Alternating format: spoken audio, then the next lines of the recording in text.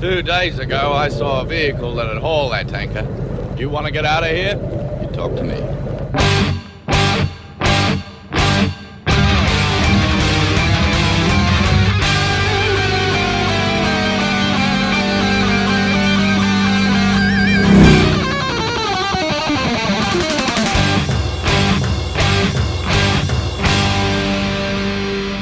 Welcome to the Mad Max Minute, where it's time to take a good hard look at Mad Max 2, The Road Warrior, 1 minute at a time. I'm Rick. And I'm Julia. And today we're talking about minute 94, which begins with credits for the helicopter and autogyro pilots, and it ends with credits for post-production sound. We're not going to talk about the credits. We are going to talk about the movie as a whole. Yes. This is our opportunity to evaluate the story as it has progressed and how the characters have progressed and any random thoughts we may have had along the way. This is our final opportunity to review the movie as a whole. We've spent hours and hours and hours reviewing tiny little chunks. This is our opportunity to look at the entire thing all at once. So, Julia, upon reaching the end of The Road Warrior, what do you think of it? I think it's an excellent movie. Mad Max 79 is still my favorite so far.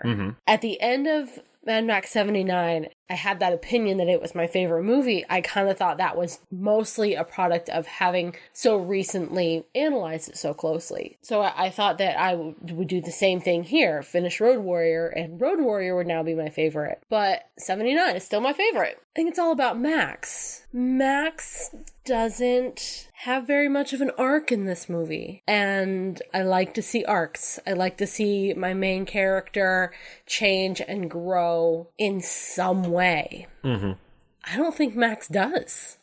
I think that's what draws me to Mad Max 79 is that his life changed so drastically and we saw him change and it wasn't for the better. It was for the worse. We saw how he went mad and I liked seeing that progression of his life. There was no progression in his life in this movie. He was resetting back to the end of Mad Max 79. He had started to get past how hurt he was by the loss of his friends and family, and had started forming attachments again to his car, to his dog. And then those were ripped away from him again. And we just reset back to the end of the previous movie. So yeah, 79 is still my favorite. Okay. So what did you think of the movie? I had a lot of fun watching Road Warrior. I really enjoyed the kinetic nature of it, the fact that there always seemed to be someone on the move. There weren't a lot of downtime moments. There weren't a lot of lulls in the action. We always seemed to be pushing forward. It's not a classical literature deep dive examination into the human experience. It's a series of events that happen over a couple of days, and I find it really easy to follow the progression, and I like that everything that we see in this movie has something that comes before it, a reason why it's happening, and then a result, and then we move on to the next thing. It's very sequential, and maybe it's a little simple in some ways, but I see that as a plus, not so much as a negative. I don't need this nebulous examination of the human spirit all the time. It's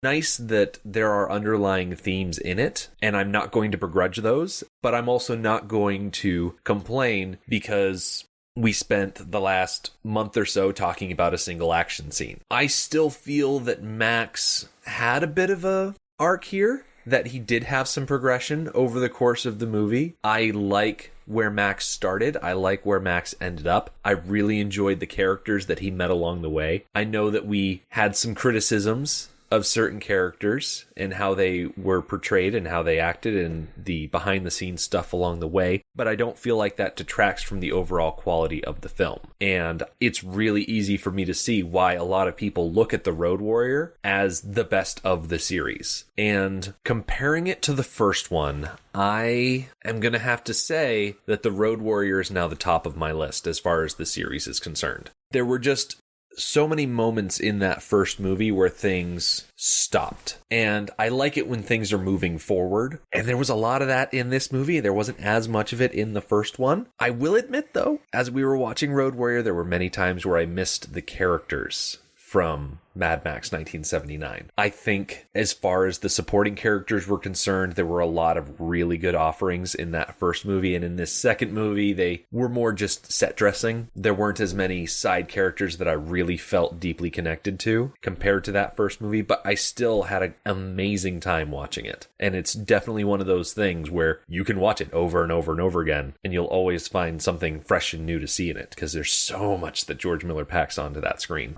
If you had to pick your favorite thing in The Road Warrior, what do you think it would be? The gyro captain. Mm-hmm. He's my favorite thing. From the point of view of the compound dwellers, he does almost as much as Max does to save them. Even though, from the viewer's point of view, Max does a whole lot more. He works so much harder, sacrifices, and puts himself at risk so much more than the gyro captain does. But a lot of times, the compound dwellers don't see that. They see the gyro captain arriving at the same time as Max and leaving at the same time as Max and getting beat up and actually going out to rescue Max once, and he almost lost his machine. So they see just enough of the gyro captain that he appears to be almost as heroic as Max. So in this movie, he's a parallel to Max, and he has so much more humanity to him. Mm-hmm. He's good-natured and jolly and interesting. You can tell by the way he acts and the way he talks that there are so many details about his life, current and past, that, we're never going to know. But you can tell that he had a life that was interesting, and he continues to have a life that is interesting. He trains snakes, for crying out loud, and then when he's done with them, he eats them. We don't get a lot of that with Max. He's so closed off and so blank that we don't get a lot of humanity out of him. We know it's in there. He just doesn't show it. Mm-hmm. And the gyro captain, shows it in spades. He's overflowing with it. And I really like that juxtaposition with Max. And of course, I like that he made a connection with somebody in the compound with Arky and went on to have a life with her and a life leading the dwellers, the Great Northern Tribe. I really like that continuation of an interesting life.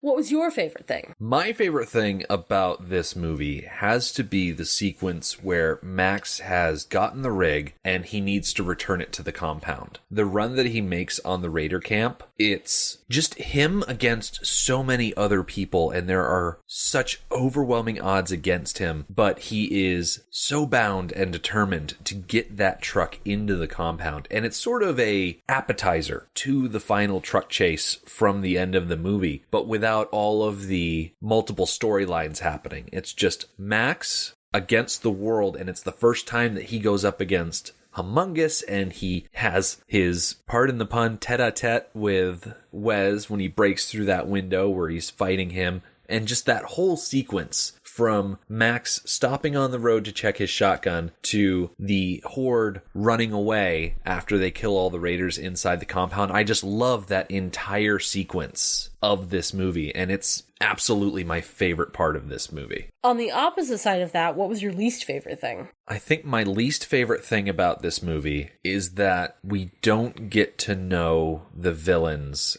as well as we did in the first movie. Did I just steal your thing? Yes.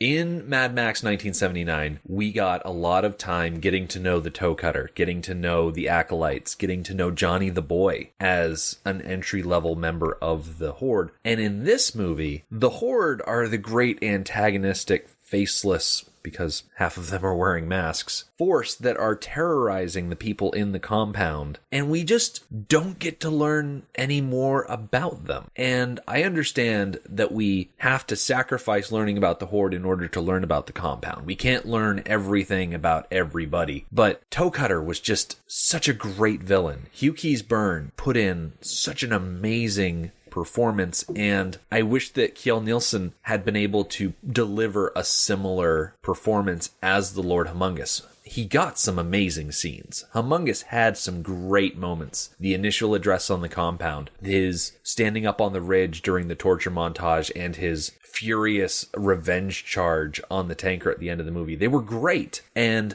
seeing Wes so many times. It was really cool to establish that invented rivalry that he had with Max, but at the same time, I just didn't really feel as connected to them as I did to the Acolytes. So I feel like that lack of connection is my least favorite part about the Road Warrior. Do you have a least favorite part about the Road Warrior? I do. First of all, I entirely agree with everything you just said. If I had answered first, I would have said the same thing. Okay. So, on board with that. So thinking of something else that I don't like about the movie, Papagallo.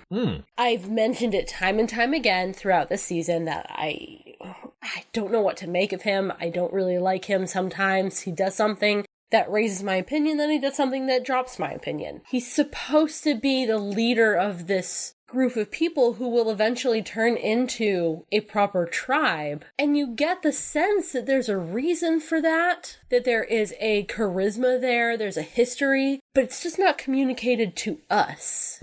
We, as viewers, wouldn't choose him to be our leader. We haven't been convinced. And I think one simple thing could have fixed that was to include the speech that he was giving to the compound dwellers in response to Big Rebecca's attempted mutiny. Yeah.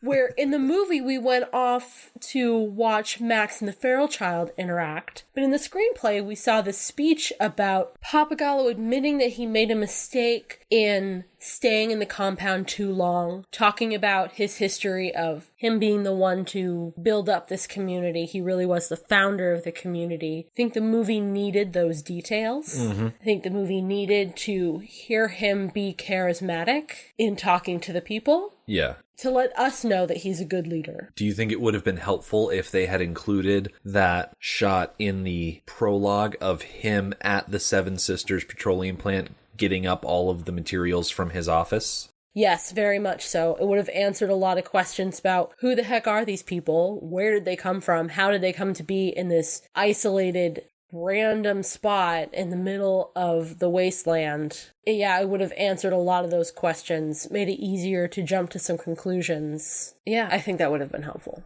I want to jump back to this idea of Max changing versus not changing. You said at the beginning of this that Max really doesn't change over the course of the movie, and of course I disagreed with you. So it begs the question, does that actually take place? And let's start by looking at the person he was at the beginning of the movie, and then we'll talk about who he was at the end of the movie, and we'll make our judgment from there. So at the beginning of the movie, it was Max, his dog, the Interceptor, and they seemed to just be driving around aimlessly, collecting fuel and fighting off raiders as they go. And I think you mentioned that he was, at this point, the exact same person as we left off with at the end of the first movie. I think he has recovered a little bit from where he was at the end of 79. He has formed some new attachments, some new emotional attachments that are healthy. He's got his car, he's got his dog, he has companionship, and those are good things, and that's a better place than where we left him in the end of 79. Now, we've mentioned this a couple of times as we were talking about the movie itself, of what each of those things represented, and I feel okay with saying that the dog replaced Jesse and Sprague, the car replaced Goose and the MFP. Yes, that's what we discussed, and I really like those analogies.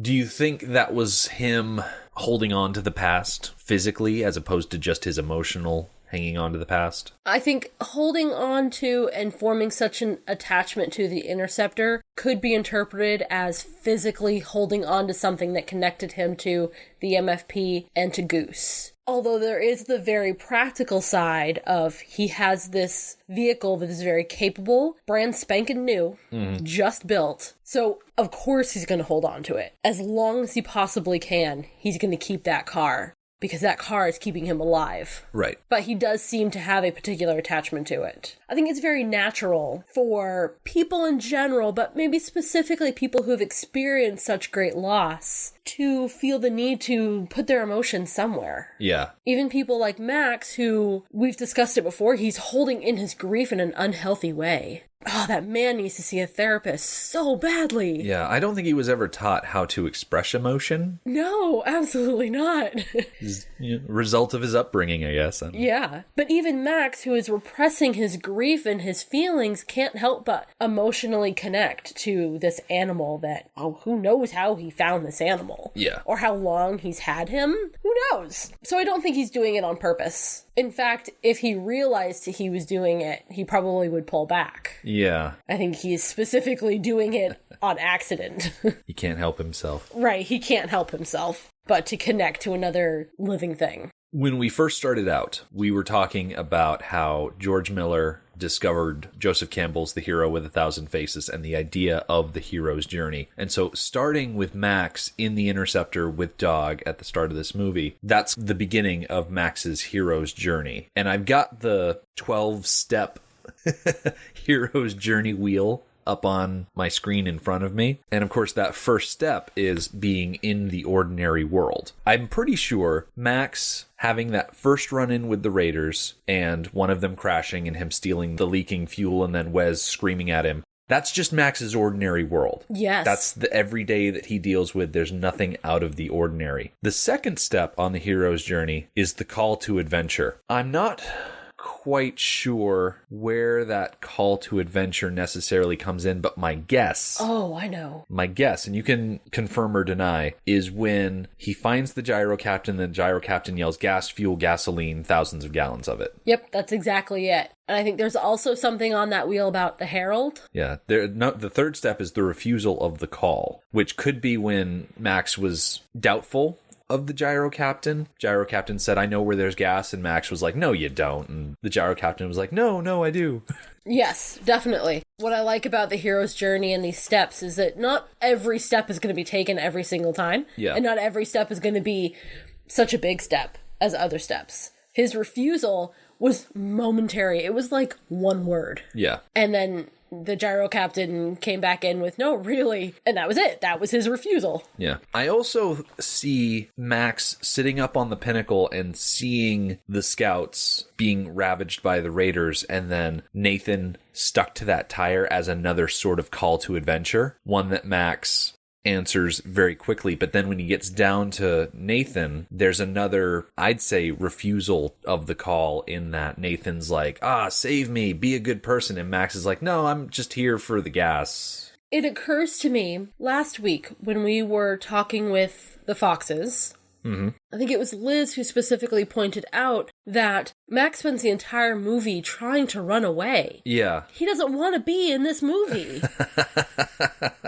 Yes. And the plot just keeps pulling him back, and he's trying to run away. So perhaps he is trying to refuse the call to adventure the entire time. And the adventure just insists on happening in between his refusals, whether he likes it or not. Yeah. Circumstance just keeps bringing him back after each refusal. The fourth step is meeting the mentor, which I see as that first interaction between Max and Papagallo. I feel like Papagallo fills that mentor status. I agree. I don't like it. So I don't like Papagallo. But okay. Yeah. The gyro captain could also be the mentor. We could be jumping too far ahead in the story. For instance, when Max meets the gyro captain, he could be the call to action, refusing the call. No, you don't actually know where gas is. Yes, I do. And then gyro captain meets the mentor role, and then Max crossing the threshold is when he goes down to save Nathan. That could also be a thing. But I see Papagallo as the mentor character, and Max's crossing of the threshold is him making that deal with the compound dwellers, saying, you give me all the fuel I can carry and my vehicle, and I'll go get you a rig. Max likes to make deals. Because they're simple. Yes, he likes things to be clear-cut. I'm going to do this for you. In return, you're going to do this for me. And he tries to make deals throughout the entire movie. I can think of 4 off the top of my head, maybe 5. So each time he attempts to make a deal, whether it's successful or not, he's crossing some kind of threshold. Yeah. That is pushing him further and further into the adventure. And if any one of those deals didn't happen, then that's an opportunity for him to walk away. Yeah. And, throughout the movie, sometimes he does refuse the deal. Like when Papagallo came to him after the rig was brought in, Max got his car back. Papagallo came to him with a deal. Max refused the deal. Tried to walk away. Yeah. Didn't work. So that's another threshold. Once a character has crossed the threshold in the hero's journey, they've passed from what is referred to as the ordinary world into the special world. And that's why I see Max going out to get the rig as him crossing into the special world, because he's crossing into the special world of the feud between Papagallo and the Lord Humongous. He's now a part of it. Where before he was a spectator, now he's involved. And so the sixth step in the special world is the tests, allies, and enemies, which I see him sneaking past the raiders at night, getting help from the feral child, getting up to the pinnacle, seeing that the gyro captain is gone, finding the gyro captain again, and them flying in the machine. Those are those tests, finding allies, fighting enemies along the way. I like that. Those two moments with the feral child and with the gyro captain are both defining moments for each of them where they ally themselves voluntarily with Max. Mm-hmm. Although, the gyro captain, when he flies Max to the rig, it's not voluntary. Right. His voluntary action comes a little bit after that, where Max has set him free and says, go do whatever the heck you want. That's when the gyro captain voluntarily follows Max to the compound. Yeah. The seventh step on the hero's journey is the approach. Now, they describe the approach as the hero and newfound allies prepare for the major challenge in the special world. I see the approach as Max getting the rig, going to the compound, and then preparing to roll out. You could say that Max driving to the compound is just another test, another interaction with the enemies, which I think is great. But once he gets that rig in and they start preparing to leave, that's definitely step 7. And him bringing the rig in, I talked a few minutes ago about defining the feral child and gyro captain as allies. When he brings the rig in and is attacked by the horde, that is defining them as enemies. Mm-hmm. That's the first time in the context of the compound that they have been defined as enemies. Right, because when he's driving in, the raiders are attacking him because he's got a rig. He hasn't blatantly defined himself to the raiders as an ally of the compound until he gets into the compound and fights alongside those people. Yes. Bit of technicality there. Yes. It makes me wonder if there's a raider with one of those green translucent headbands that's sitting there measuring the books, keeping track of who's allied with who. He'd be constantly updating the spreadsheet. After the approach, which as I said is the preparation to face the ordeal, there is step 8, the ordeal, death, and rebirth. Now, in the description that I'm reading, the ordeal is talking about how in the middle of the story, the hero enters a central space in the special world and confronts death or faces his or her greatest fear, and out of the moment of death comes a new life. I see the ordeal as the final battle, but the big thing about that 8th step is the death and rebirth, because Max gets his car back, he gets Dog, they drive away, and of course he's attacked by Wes. The dog dies, the interceptor dies, Max almost dies. And then he has that rebirth with the gyro captain coming to save him. I think Max specifically alone as an individual, his ordeal was leaving with the interceptor, being attacked, death and destruction. Yeah. And then there is an ordeal with the camp as a whole. That comes next, a little down the way. After step 8, we're still in the special world. We're still in this lower half of the circle. And the next 2 steps are interesting because step 9 is the reward, where the hero takes possession of the treasure won by facing death, and there may also be celebration, but there is also danger of losing the treasure again. And then step 10, the road back. About 3/4 of the way through the story, the hero is driven to complete the adventure, leaving the special world to be sure the treasure is brought home. Often a chase scene signals the urgency and danger of the mission. You could say that the reward that Max takes possession of is the position behind the wheel of the rig, but that part I don't think is so cut and dry. No. I feel like there's a bit of a departure from the formula of the hero's journey in this instance. I agree. And the formula of the hero's journey is not so formulaic that you can't drop stuff out of it. Right. So I don't think we need to fight so hard for every step to be represented. But I do appreciate that step 10 is called the road back.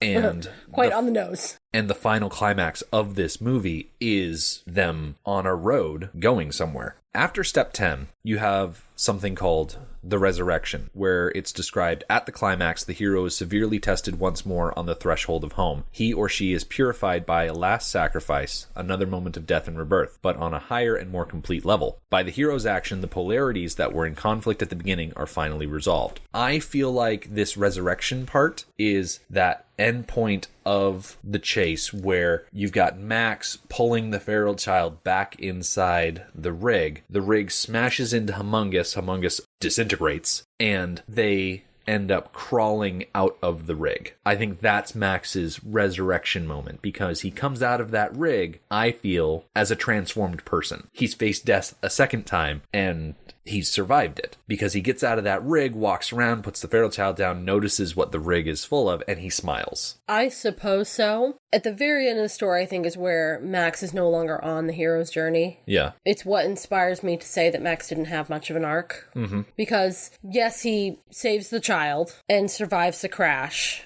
for a second time in the same day. He defies death. But then he realizes that he was the decoy. And I expect to see some sort of growth out of that. Mm-hmm. But in the end, he still rejects the prize. I just don't see the completion of the hero's journey. The last step on the hero's journey is called Return with the Elixir, where the hero returns home to continue the journey bearing some element of the treasure that has power to transform the world as the hero has been transformed. See, that's what I think doesn't happen. I actually see that step as him bringing the gyro captain and the feral child back to the compound dwellers.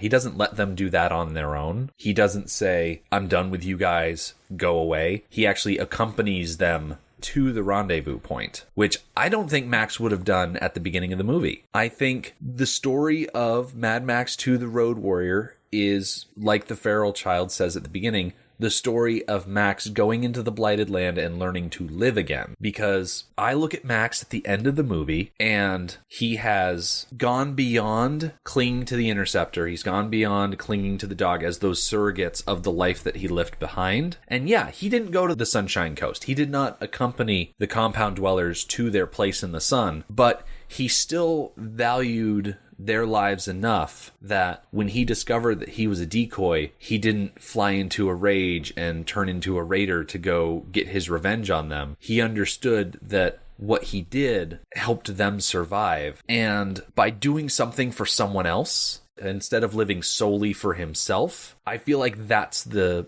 development that he did over the course of this movie. That at the beginning, he's thinking only of himself, and that by the end of this movie, he's learned that he can live for other people again. I think it's interesting that you point out that he didn't fly into a rage and turn into a raider type, take revenge, because in the screenplay, that's exactly how Wes reacted to finding out that the tanker was full of sand. Mm-hmm. He went into a rage, and he killed Humongous in revenge, and staged an all-out mutiny. And we see Wes very much as the opposite of Max. Mm-hmm. You're starting to bring me around to your way of thinking about Max and his arc.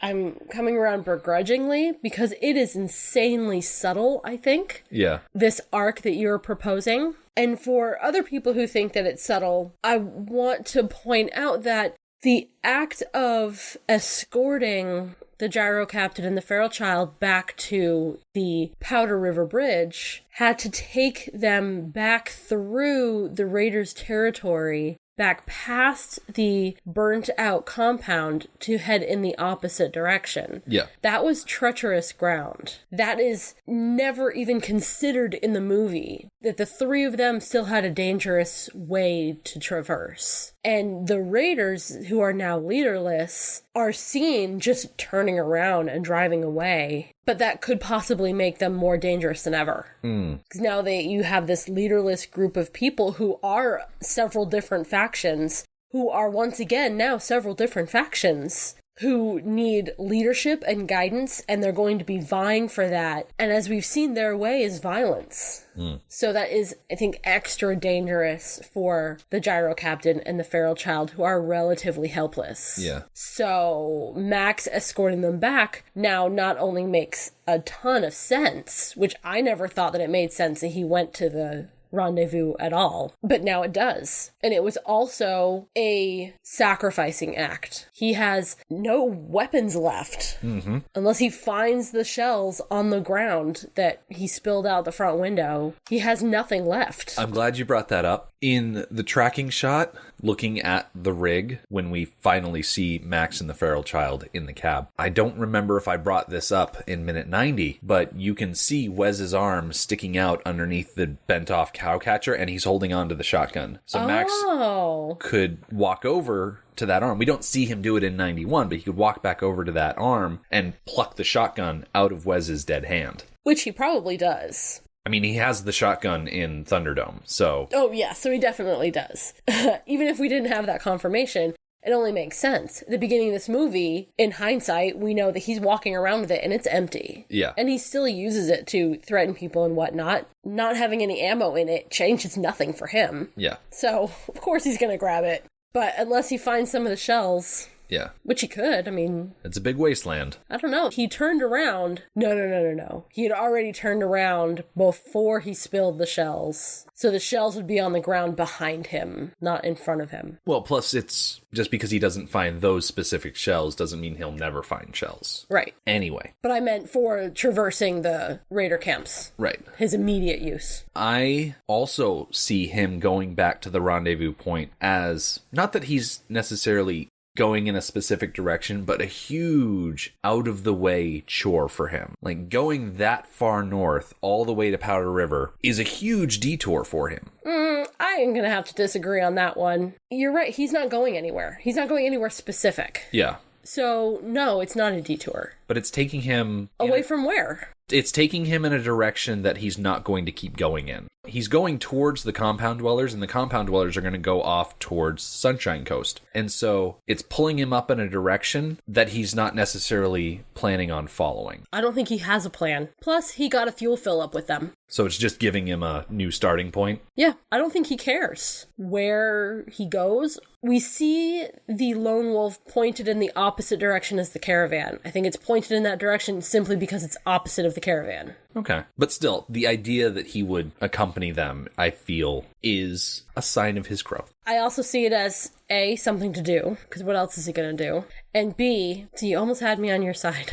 And B, he's going to get a fuel fill up when he takes them back. Mm-hmm. Because the lone wolf, yes, it left the compound originally full of fuel, but that was a while ago. That was a lot of driving, a lot of high-speed driving to eat up the fuel in that truck. So he's going to get fresh fuel. Okay. Well, we'll agree to disagree on this one. Yeah. We'll let the court of public opinion I have to admit that, yes, he does have an arc. I just think that even within that arc, there are self-serving elements. Mm-hmm. Yeah, I think that's where I land. Okay. Transitioning off of Max, and I want to play the what-if game a little bit and maybe frame it in such a way that we can envision a world where George Miller looked at the Mad Max universe that he's created and saw it as more of an anthology series as opposed to the story of just one man in the wasteland. If he had written The Road Warrior as the story of just Papagallo and the compound dwellers against the raiders without Max at all, how do you think it would have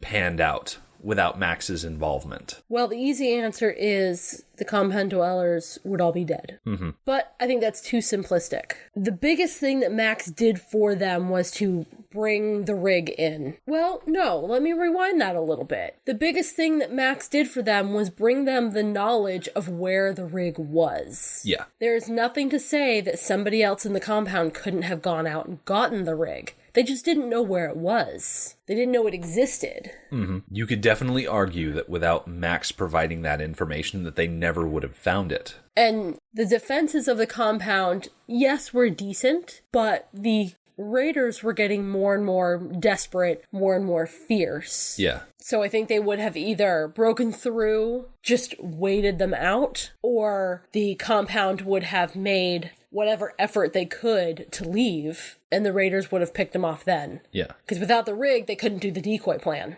I imagine a world where they took all of the fuel, put it in the barrels, put it in the caravan vehicles, and they took apart elements from the compound, tore out the walls of the more permanent buildings, used some of the piping as reinforcement, and they built not so much one big tanker war rig, but made the bus gate really reinforced and really tough, and then reinforced all of the other little vehicles they had so that they could roll out with this caravan, leaving the compound wide open. The Raiders would see the tanker and think, oh, they're leaving behind the tanker with no defense. Let's take that. And so you'd probably have a bunch of Raiders going into the compound, but you'd also have a bunch of Raiders chasing the caravan. So in this anthology situation that I imagine, without Max's involvement, we'd still have that big climactic chase. It just, there'd be so many more moving pieces to it, and they'd probably have a much rougher time of it. Yeah, the problem with that climactic chase is that none of the vehicles that we saw in the caravan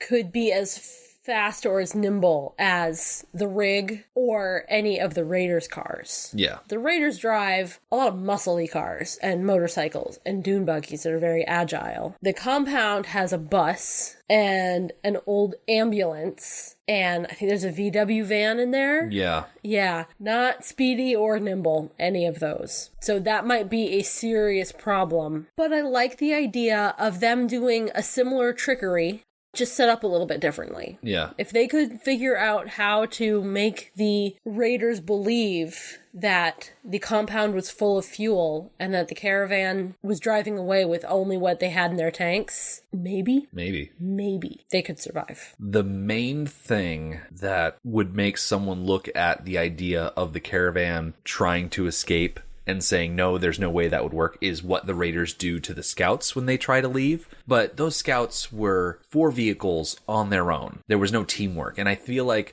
when the compound dwellers work together, sure, they're slapdash and they're not well trained, but they can get things done. So if one of them thought up a surefire strategy and way to work together as a caravan to fight off the horde, it probably would have been really fun to watch, but it would have been a very different story. And I think at this point in the series' production, we've gotten to that point where we've recast Max as Tom Hardy. We've got the story of Immortan Joe and the Citadel and the Bullet Farm and the Gas Town. There's so many stories to tell in the Wasteland that I feel like there are a lot of people out there saying, well, why not make it into an anthology story at this point, since, you know, the timeline's already crazy as is, and there are so many other different experiences that you can explore. I just wonder if the Mad Max series can survive as just a post-apocalyptic anthology. I'll bet it can. George Miller has created not only a person with a history and experiences, he's created an entire world.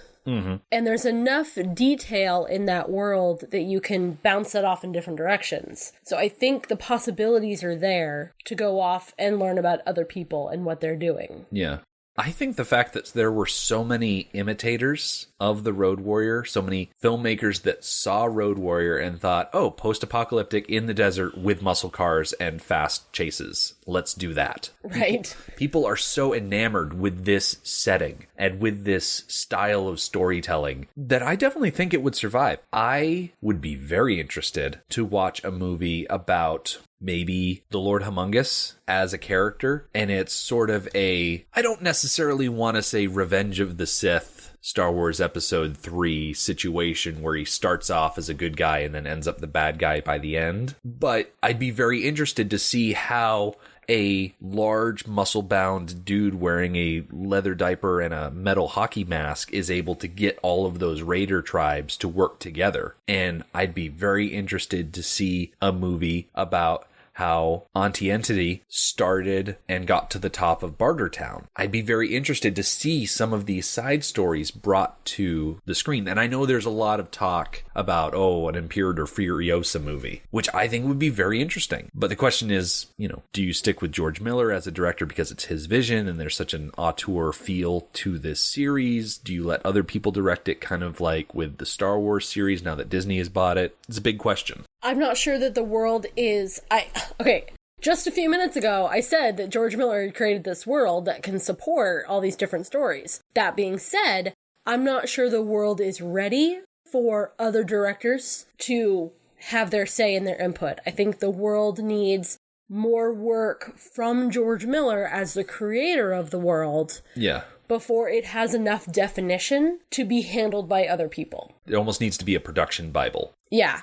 I'm not sure that yet there's enough material in that production Bible. Maybe one more movie, and he, working on laying out the ground rules of this universe, and maybe then it could be ready to be taken over by other directors. Oh, I would love to have George Miller sit down and just write that production Bible. Write down all of the rules of his post-apocalypse, how it's supposed to look, how it's supposed to function, how people are. Just go through and lay it out. So that when he gets to the point where he's like, yeah, I'm done directing movies, I'm ready to just retire and be George Miller, ordinary guy, that other people can pick up the torch. Because Warner Brothers has distribution rights to the Mad Max series. They're the ones releasing the movies worldwide and working with Village Roadshow Pictures. And the electronic entertainment wing of Warner Brothers is the one that released the 2015 video game. Like, they have control over that. And not to get too off the topic of movies, but when it comes to Warner Brothers and making money on things, they love making money on things, no matter how sketchy that is. Mm-hmm. So I can see George Miller stepping away from movies and being like, okay, I'm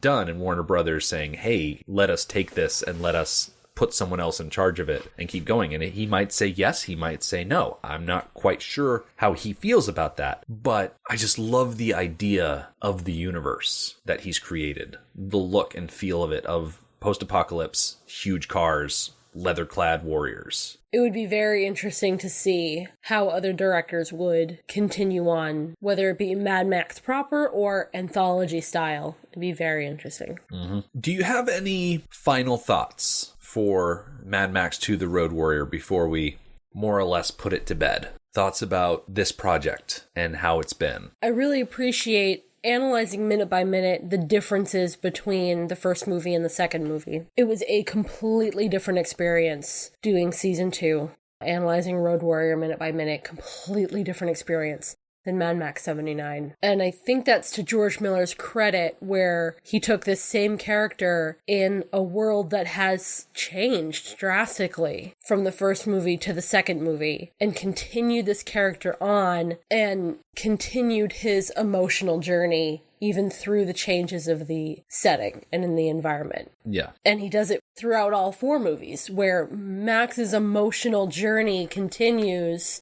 on a typical, ups and downs trajectory, while the background changes completely, wildly each time.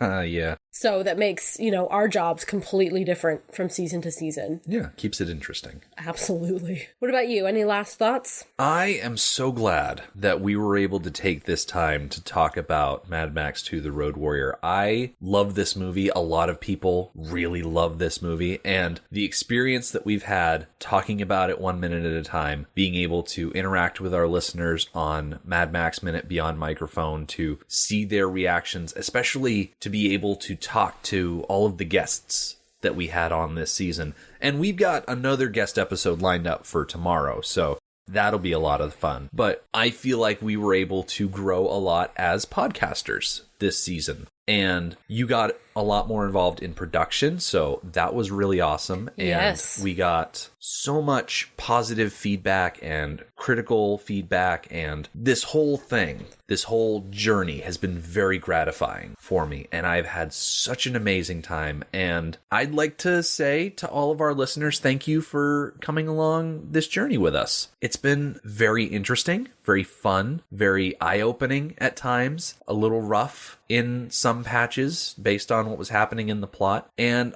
I just want to say thank you so much for coming along with us. We've really enjoyed having you with us every step of the way. There is, however, one more step to take, and that is going to be tomorrow's episode, because this movie is 95 minutes long in total, and so we are going to have 95 episodes in total. But tomorrow is going to be a little different. We've got some returning guests coming back, and we're going to sit down with them and almost flash forward to Thunderdome a little bit in how we do it, but still focus very much on Road Warrior, but at the same time, we're also going to pull Fury Road into it. It's going to be utter mayhem, I predict. So definitely come back for that.